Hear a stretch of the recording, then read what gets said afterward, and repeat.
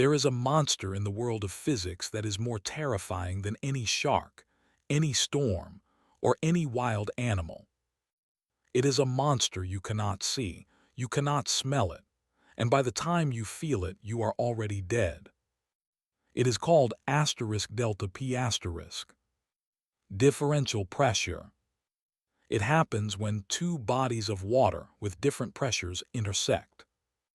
If you open a valve or remove a plug, the water from the high-pressure side rushes to the low-pressure side with a force that defies imagination. It doesn't just push you, it sucks you. It strikes with the speed of a guillotine. It can pull a grown man through a hole the size of a dinner plate.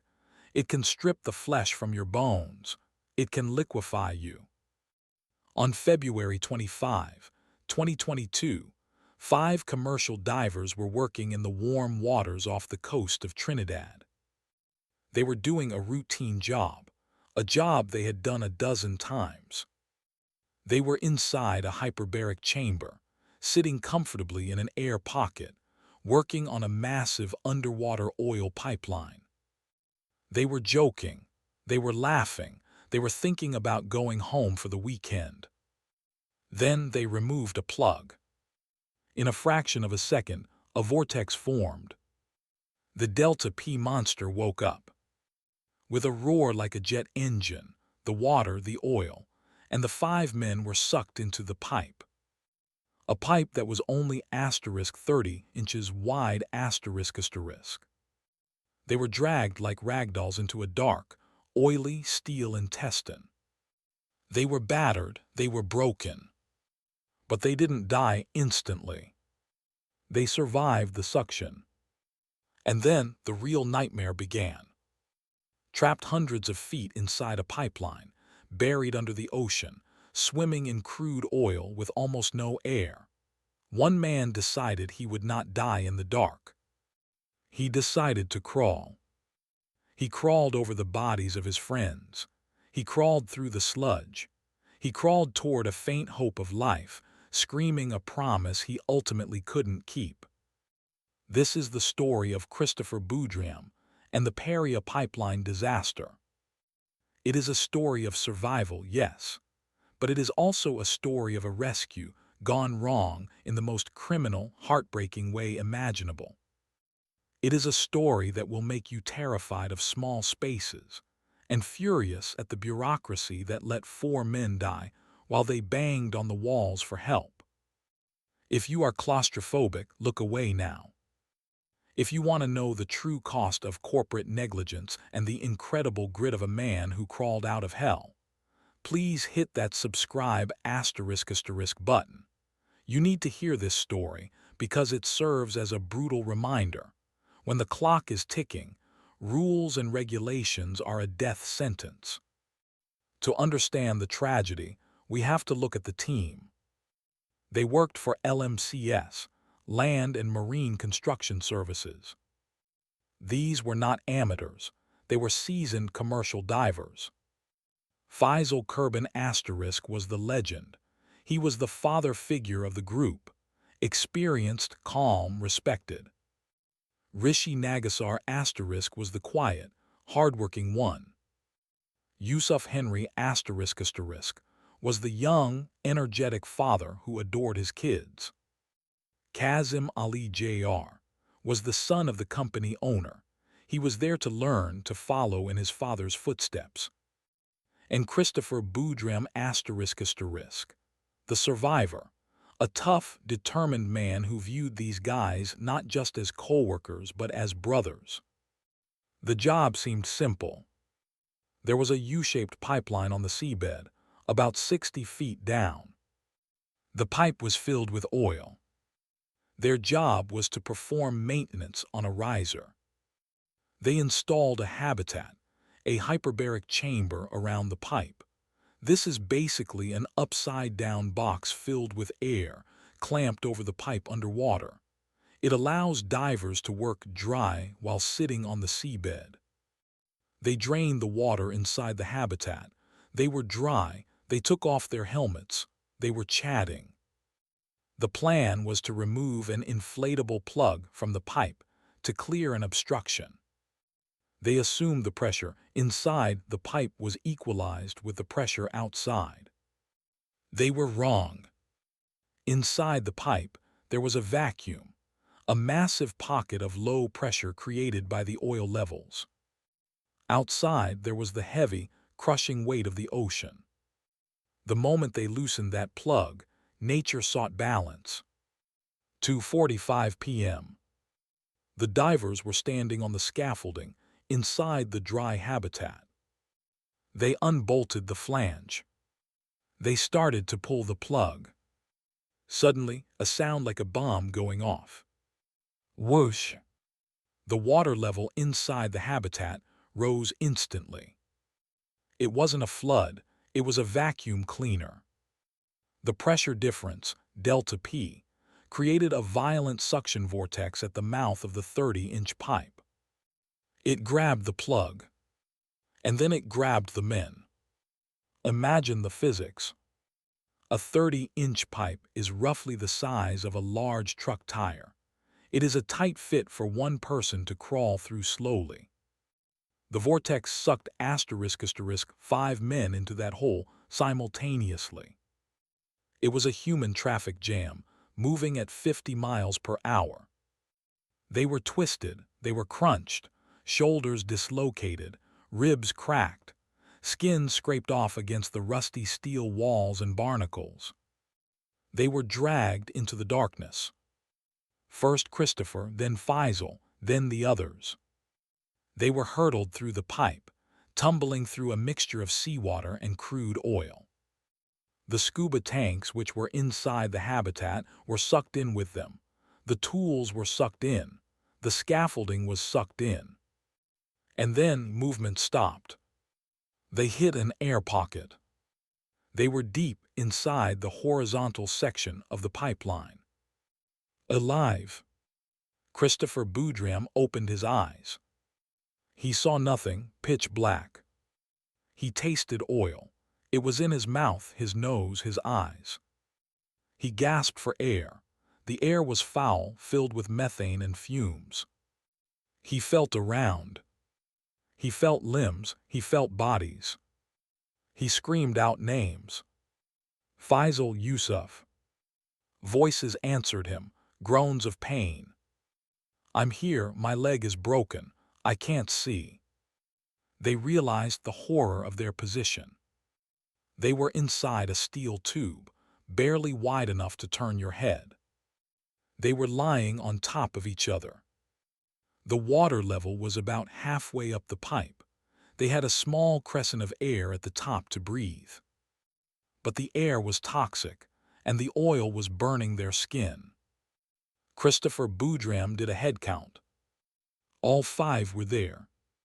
All 5 were alive. But they were badly injured. Kazim Ali Jr. was quiet, he was hurt bad. Faisal Kurban, the veteran, was calm. We have to stay calm, he said. Don't panic, panic uses oxygen. They needed to breathe. The air in the pipe was thin. Then a miracle. In the chaos of the vortex, their scuba tanks had been sucked into the pipe with them. They felt the metal cylinders clanking against their legs in the dark. They grabbed them. They checked the regulators. Some still had air. This was their lifeline. They started passing the regulators around, sharing breaths. Take a hit, pass it on. It was a brotherhood in the purest form. But Faisal knew the math. This air won't last forever, he said. We have to move. Move where? Yusuf asked. We don't know which way is out. They were disoriented. The pipe twisted and turned. One way led to the riser, the exit. The other way led miles out to sea death. Hours passed. The oil was stinging their eyes. They were blinded. They started to hallucinate.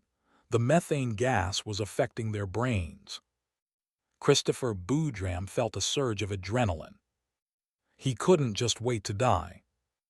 "I'm going to find the exit," he said. Faisal agreed.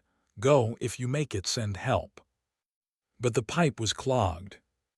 The vortex had sucked in debris, tools, and the bodies of the divers themselves. To move, Christopher had to crawl asterisk over his friends. Imagine that intimacy of horror. He had to push past Yusuf. He had to squeeze over Rishi. "I'm sorry," he whispered. "I'm sorry." "Just go," they told him. "Save us." Christopher started the crawl. It was the hardest physical feat of his life. He dragged his body through the sludge, using his elbows and knees. The pipe was slippery. Sharp metal edges cut his skin. He had a tank with him, pushing it ahead, taking breaths. He crawled for what felt like miles. He heard strange sounds. Knocking. Clang, clang, clang. It was the others. They were banging their tanks against the pipe wall. A signal: "We are here, we are alive." Christopher saw a faint glimmer. It was the vertical riser, the section of pipe that went up to the habitat. He reached the bottom of the vertical shaft. He looked up. He saw the water surface above him. He had to swim up. But his legs were injured. He was exhausted. He gathered his last ounce of strength. He kicked upward. He broke the surface inside the habitat. There was air, real air. He gasped. He grabbed the scaffolding. He pulled himself out of the water. A rescue diver, a colleague who had jumped in immediately after the accident, was there. He saw Christopher pop up, covered in oil, eyes wild. He grabbed him. "The others," Christopher screamed. "The others are inside, they are alive, you have to go get them." Christopher was hauled to the surface. He was put in an ambulance. He kept screaming. "Faisal is right behind me. Yusuf is there. Go now, they have air." He thought he had saved them. He thought the rescue team would dive in immediately. He didn't know that the bureaucracy was already closing the door. This is the gone wrong part that makes your blood boil. The Coast Guard arrived. The company executives, Paria Fuel Trading Company, took charge. Divers were ready. The colleagues of the trapped men were suiting up. They knew the pipe. They knew the risks. They were willing to die to save their brothers. "Let us go in," they yelled. But the officials said, "No." "It's too dangerous," they said. "We don't know the stability of the pipe. We need a risk assessment. We need a plan." They declared the site an exclusion zone. They stopped the rescue divers from entering the water. Christopher Boodram was in the hospital thinking help was on the way. But at the site, nothing was happening. Night fell. The knocking continued. Clang, clang, clang. The men inside the pipe were banging on the walls.